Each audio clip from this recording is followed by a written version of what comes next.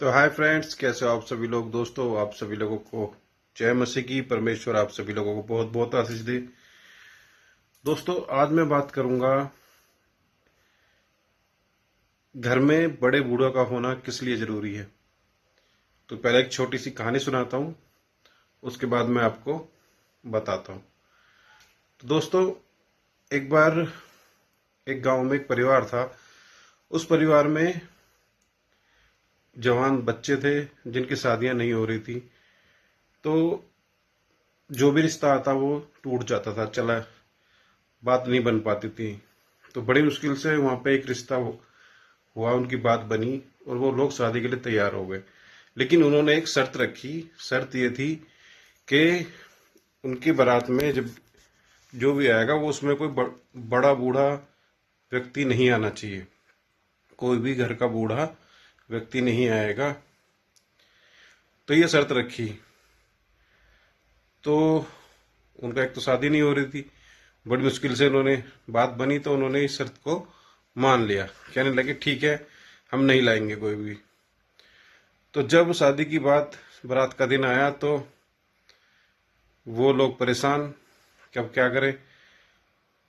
तो उन लोगों ने फिर भी क्या करा, बड़े बूढ़े को वो अपने साथ ले गए। अपने घर के बुजुर्ग को जो भी था उन्हें अपने साथ ले गए और एक संदूक में या डिब्बे से में छुपा करके उन्हें ले गए। तो रास्ते में लड़की वालों का फोन आया। तो कहने लगे कि जब वो बारात लेके जा रहे थे तो रास्ते में एक नदी पड़ी।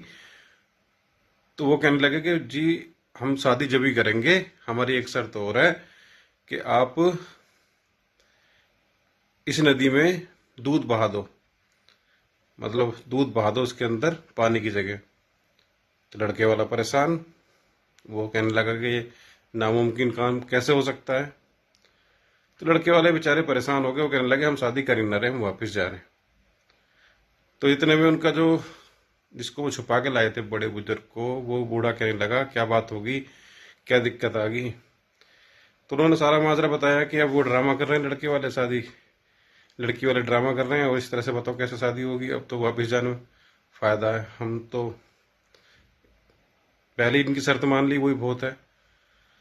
तो कहने लगे एक काम करो, वो बुजुर्ग बोला, उनसे कहो कि हम दूध लेकर आए हैं साथ और दूध बहा देंगे, लेकिन पहले इसमें से पानी खाली करवाओ। तो लड़के वाले ने फोन किया, उनसे बोला कि हाँ, हम दूध बहाने के लिए तैयार हैं। हम दूध लेके भी आए हैं, बल्कि आप इसमें से पानी खाली करवाओ, पहले हम दूध बहा देंगे। तो लड़की वाला फंस गया। वो समझ गया कि ये इनके साथ कोई ना कोई बड़ा बुजुर्ग जरूर है जिसने इन्हें सलाह दी है। तो इसी को चेक करने के लिए वो ये सब नाटक कर रहे थे। तब वे समझ गए कि इनके साथ कोई बड़ा बुजुर्ग है। तो कहने लगे आ जाओ, हम शादी करने के लिए तैयार हैं। तो इस बात से उन्होंने फिर सारा माजरा बताया कि हम लोग आपको टेस्ट कर रहे थे कि आप लोग अपने घर के बड़े बूढ़ों का कितना सम्मान करते हैं और उसके लिए क्या तक करने को तैयार हो जाते हैं। तो दोस्तों, इस तरह से एक बड़े बुजुर्ग के ज्ञान ने मतलब शादी टूटने से बचाई।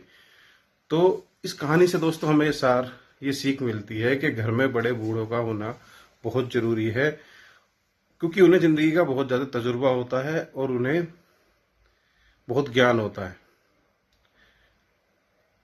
आजकल की जो जनरेशन है वो क्या करती है, वो माँ बाप का सम्मान नहीं करती, उन्हें कुछ नहीं मानती, ओल्ड फैशन मानती है, पुराने विचारों वाला मानती है। और जितनी भी नई जनरेशन आ रही है वो बड़े बूढ़ों से बात तक नहीं करती, बल्कि दूर बैठती है।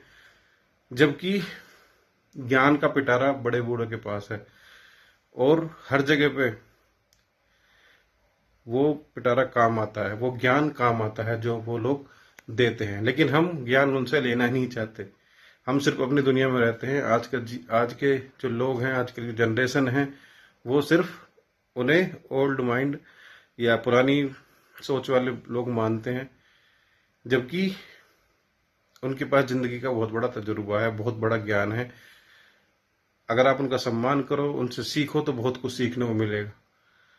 आप भले ही आप कितने भी आगे निकल जाओ, लेकिन उनके सम्मान के बिना, उनके ज्ञान के बिना आप अधूरे हो। बाप बाप ही होता है। हर जगह पे जरूरी नहीं कि आपका ही नॉलेज काम आए, कहीं कहीं पर बड़े बुजुर्गों का भी ज्ञान काम आ जाता है। तो दोस्तों, ये तो एक छोटी सी कहानी थी और एक छोटी सी सीख थी जो आपको मिली, और उम्मीद करता हूँ कि आप लोग इस कहानी से सीख लेंगे और अपने बड़े बूढ़ों का सम्मान करेंगे, अपने बुजुर्गों का सम्मान करेंगे और उनसे कुछ ना कुछ ज्ञान जरूर लेंगे।